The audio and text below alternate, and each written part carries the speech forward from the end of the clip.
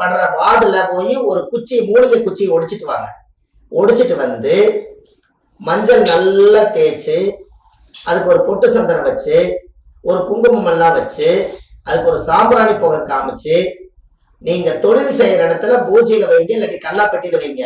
அந்த மரத்துல இருக்கிற கூட்டம் எப்படி ஒன்னா வசீகரமா வந்து கூடிச்சோ அதே மாதிரி உங்க தொழிலுக்கு அத்தனை பேர் கூடமா வருவாங்க.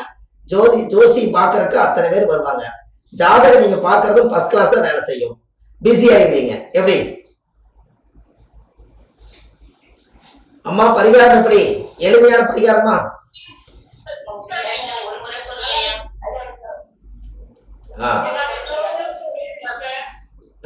இன்னொரு முறை சொல்லணுமாமா?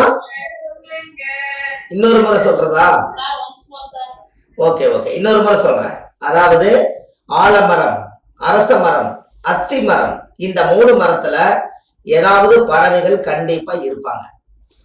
அந்த பறவைகள் எல்லாம் கண்டிப்பா இருக்கிறதுனால அந்த பறவைகள் எல்லாம் ஒன்னா சேர்ந்து அதுகளுடைய தாய் பிள்ளைகள் எல்லாம் வந்து சேர்ந்துருவாங்க. அதுல ஒரு குஞ்சு வரலைனாலும் அது தீனி இறைய எடுத்துட்டு சோகமத்தான் உட்காந்துருக்கு. அதனால எல்லாரும் வருவாங்க. அப்ப அந்த மரத்துக்கு ஒரு சக்தி இருக்கா? அந்த மரத்துக்கு மட்டும் ஒரு பவர், ஈர்ப்பு சக்தி இருக்குது. அங்கதான் எல்லா ஆத்மாக்களையும் வர வைக்குது அந்த சக்தி, அந்த மரம். அது ஒரு புண்ணியம் பண்ண மரமா போச்சு. பெரிய சித்தர்கள், முனிவர்கள், ரிஷிமார்கள், யோகிகள் எல்லாம் இந்த பறவைகள் எல்லாம் யாருன்னு கேட்டீங்கன்னா நம்மளை போல மனிதர்கள் தான். போன பிறவியில அவங்க ஏதோ ஒரு பறவையுடைய தவம் வாங்கினதுனாலதான் அந்த ஆத்மாக்கள் எல்லாம் பறவையா இருக்காங்க. அப்ப அங்க இத்தனை குருவிகளும் அது முன்னோர்களுடைய ஆத்மா தான்.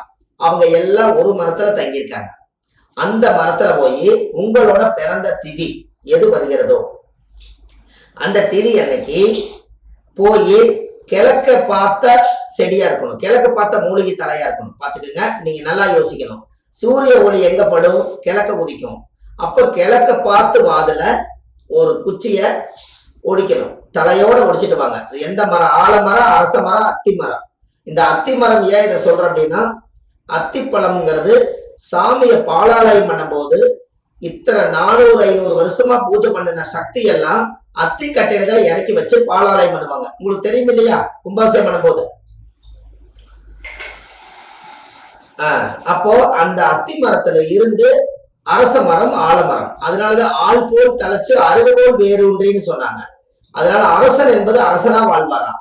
இந்த 3 மரமே ரொம்ப ரொம்ப ராஜ தந்திரமான மரம், ராஜ மூலிகை.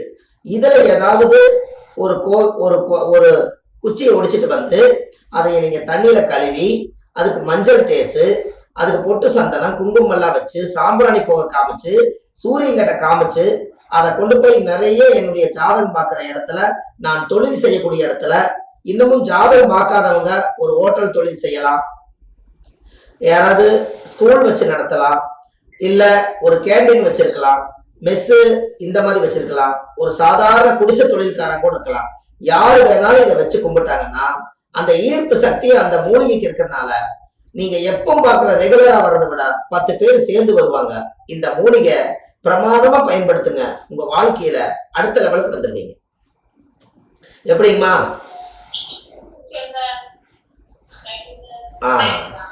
சின்ன விஷயம்தான். நீங்க ஒரு 5 ரூபாய் செலவிட போறீங்க. 10 காசு சந்தனம், 10 காசு குங்குமம்.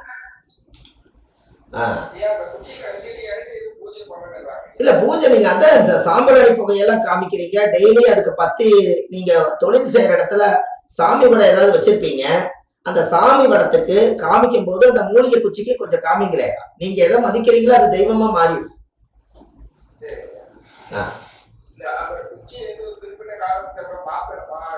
ஆமா ஆமா, ஒரு வருஷம் வைங்க, அப்புறம் நதியில விட்டுருங்க. இன்னொரு வருஷம் போய் கிழக்க போறதை எடுத்துருவாங்க. பவர் குறையும் இல்லையா? அது மாதிரி பண்ண சரிங்களா ஐயா? அப்போ அந்த காலத்துல சொல்லுவாங்க பனை 1000 பறவை 1000. பறவை கொல்லாம இருந்தா அதுக்கு ஆயுள் ஆண்டவன் ரொம்ப எச்சா கொடுத்துக்கிறானா. அதனால பறவை 1000, பனை 1000, பறவை 1000. பனைமரத்தை அறுக்காம இருந்தீங்கன்னா 1000 வருஷம் உயிரோட வாழுமா. பறவை கொல்லாம இருந்தீங்கன்னா மூலிகை தான் சாப்பிடுது, நோய் இல்லாம வாழுமா. காலையில் அதுவே எக்ஸசைஸ் பண்ணிக்குது. அப்பேற்பட்ட சக்தி வாய்ந்த உட்கார்ந்த மரமே நம்மளை ஒரு நிலையா உட்கார வைக்கும். அதுக்கு தான் அந்த மூலிகை பரிகாரம். சரிங்களா ஐயா? சரி, நீங்க யாரோ 2-3 பேர் மீட்டு போடாம இருக்கிறதுனால உங்ககிட்ட ஒரு விஷயம் சொல்றேன். குருவாயூர்ல போய் குழந்தைக்கு சோறு விட்டுறாங்களே, அது என்ன காரணம் அப்படின்னு யாரா சொல்ல முடியுமா? குழந்தை பிறந்தா முதல்ல சாப்பிடறதுக்காக குருவாயூர் கோயில போய் சோறு விட்டுறாங்க. அது என்ன லாஜிக்னு சொல்லுவீங்களா?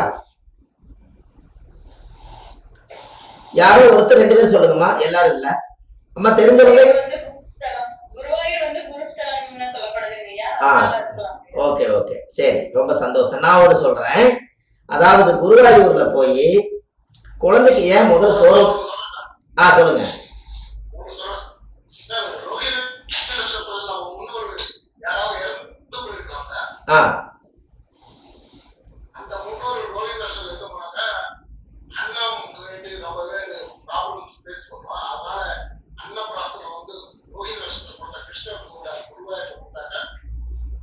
சரி, ரொம்ப சந்தோஷம். ஐயாவுக்கு தெரிஞ்ச கருத்து, அருமையான கருத்து, நல்லா சொன்னார். அதாவது ஐயா என்ன சொல்றாருன்னா, அந்த ரோகிணி நட்சத்திர கிருஷ்ணருடைய அவதாரத்துல தான் அந்த ஒரு பவர் நடந்திருக்குதுன்னு சொல்றாங்க. இப்போ உங்களுக்கு ஒரு விஷயம் சொல்றேன். ஒரு குழந்தை பிறந்தா இந்த குழந்தையை கொண்டு போய் நீங்க குருவாயூர்ல சோறு ஊட்டுறதுக்கு காரணம் என்னன்னு கேட்டீங்கன்னா, முதல்ல அந்த குழந்தைக்கு அன்னத்தை எடுத்து குருவாயூர்ல கொண்டு போய் நைவேத்தியம் பண்ணி படைச்சிட்டு அந்த குழந்தைக்கு சோறு ஊட்டினீங்கன்னா அந்த குழந்தைக்கு ஆயுள் காலத்து வரைக்கும் ஜீரண கோளாறு வராது. எப்படி புரியுதுங்களாமா? ஜீரண கோளாறு வராது. ஏன் அப்படி? அவருக்கு குருவாயூர், அது வாயூர், குருவாயூர், வாய்க்குள்ள போடக்கூடிய அத்தனை பொருளும் அவர் வாய் பக்கத்துல புல்லாங்குழல் வச்சிருக்கிறாரு. அவர் ஊதுல எங்கேயும் தடை இல்லாம நீங்க ஊட்டுற சாப்பாடு குடல் வழியா வர்றதுல எங்கேயும் அடப்பாகாம நேரா ஜீரணமாயி நம்மளுக்கு மோசன் வழியா வந்துடும். அந்த குழந்தைக்கு எங்கேயும் போய் அடப்பாகாது. அதனாலதான் அது குரு வாயூர்னு வச்சிருக்கிறாங்க. வாயில ஊட்டக்கூடிய அத்தனை பொருள்களும் ஜீரணமாயி மோசன் வழியில வந்துருமா. அதுக்கு முதல்ல அன்னத்தருத்தனம் வராம அந்த குழந்தைக்கு ஆயுள் முழுவதும் ஜீரண கோளாறு இல்லாம நல்லபடியா நடக்கணுங்கிறதுக்காக ஒரு விண் காந்த சக்தி அங்க இருக்கிறதுனாலையும் புல்லாங்குழல் வச்சு அவர் ஊதி தடையை நீக்கிறதுனாலையும் ஜீரண கோளாறு குழந்தைகளுக்கு வராதுங்கிறதுக்காகத்தான் குருவாயூர்ல போய் முதல்ல குழந்தைக்கு சோறு ஊட்டுறாங்க. எப்படி அம்மா? எப்படி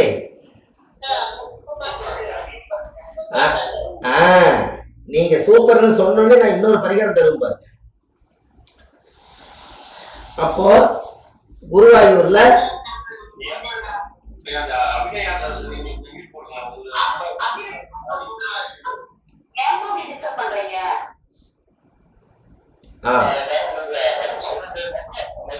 சரி சரி சரி ஓகே ஐயா, வந்துடலாம்.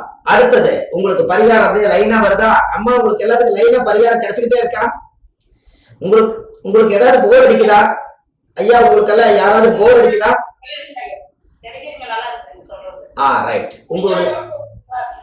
ரைட். உங்களுடைய மனம் சந்தோஷமா இருக்கணுங்கிறதுக்காக இன்னைக்கு அம்மா இந்த ஒரு பெரிய ஒரு விஷயத்த இன்னைக்கு உத்தரவு கொடுத்துருக்காங்க. அதனால உங்களுக்கு ஒரு பெரிய ஒரு வரப்பிரசாதம்.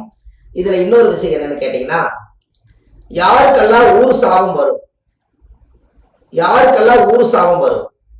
ஊர்ல இருக்கிறவங்க எல்லாம் சாபம் நிறைய கொடுத்தாங்கன்னா அந்த சாபத்தை நீக்கிறதுக்கு உங்களுக்கு பரிகாரம் வேணுமா?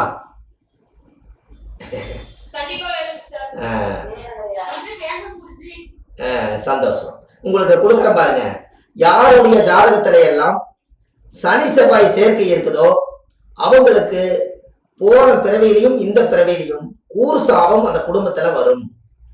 சனியும் செவ்வாயும் யாருடைய ஜாதகத்தில எல்லாம் சேர்ந்திருக்குதோ அவங்களுக்கு ஊர் சாபம் வரும். அப்போ அவங்களுக்கு ஊர் சாபம் வந்தா மனுஷன் பல்லு விஷம். இந்த சாபத்தால ஜாதகத்துல கிரகங்கள் சிலதால இயங்காம அந்த ஊர் சாபத்தினால அவர் ரொம்ப தாழ்மை அடைஞ்சு போயிடுவார். அதுக்கு ஒரு பரிகாரம் உங்களுக்கு சொல்றேன், நீங்க எழுதி வச்சுக்கோங்க.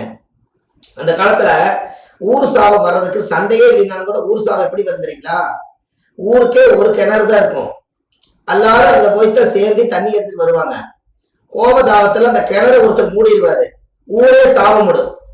சண்டால இத்தனை பேர் தவிச்ச வயது தண்ணி குடிச்சோம், இன்னைக்கு இப்படி கொண்டு போய் இன்னைக்கு கிணத்தை மூடி போட்டாரு, இனி இவரெல்லாம் நல்லா இருப்பாரா இப்படின்னு அவங்க சாபம் கொடுத்தா அந்த குடும்பத்துல பிறந்த ரத்த உறவுகளுக்கும் கூட சாபம் வருமா. அப்போ இந்த பொதுவான மனிதர்கள், ஆதரவற்றவங்க, அனாதையா இருக்கிறவங்களை அடிச்சு போடுறதும், மனநல பாதிக்கப்படுறவங்களை அடிக்கிறதும், இதெல்லாம் ஊரே சேர்ந்து அப்பாவே அடிச்சு போட்டேன்னு ஊரே சாபம் கொடுக்குமா. இந்த மாதிரி ஒரு ஊர் சாபத்துக்கு உங்களுக்கு ஒரு அருமையான பரிகாரம் வேணுமா?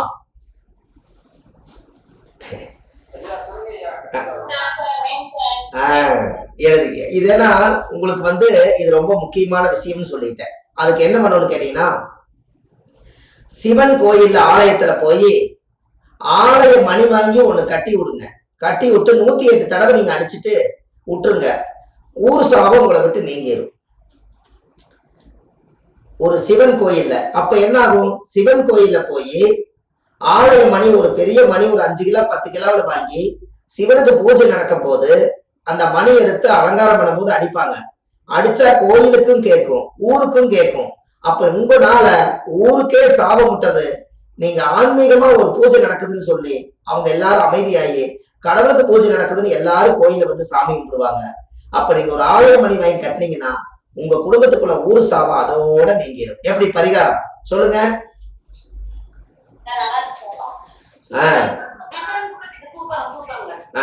அப்ப நீங்க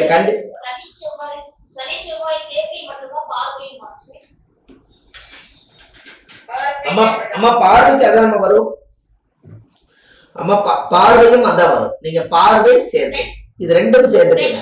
ஆனா ஒரு சில பேருக்கு சனி 3, 4, 7, 10 தான் பார்வை. அங்கெல்லாம் செவ்வாய் இருக்கும். அப்ப சனி செவ்வாய் சனி பார்க்குதல்ல, இவங்களுக்கும் அது ஒரு சாபம் இருக்கும்.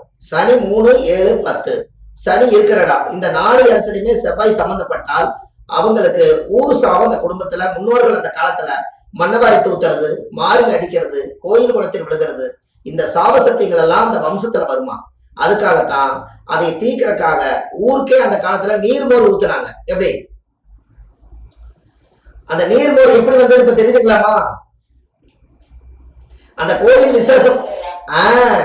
நீங்க எல்லாம் ஊர் சாபம் வாங்கியிருந்தா ஒரு நாள் நீர்மோர் பந்தல் போட்டு ஒரு 10 கிலோ 20 கிலோ தயிரை மோரா மாத்தி அந்த ஊரே ஒரு டம்ளர் குடிக்கிற மாதிரி நாசூக்கா புண்ணியத்தையும் தேடிட்டு சாபத்தை விமோச்சனம் பண்ணி கோயிலையும் ஜாமி கும்பிட்டு வந்துட்டீங்கன்னா உங்களுக்கு இந்த நீர் மோராலேயே எல்லா தோஷம் நீங்கும். எப்படி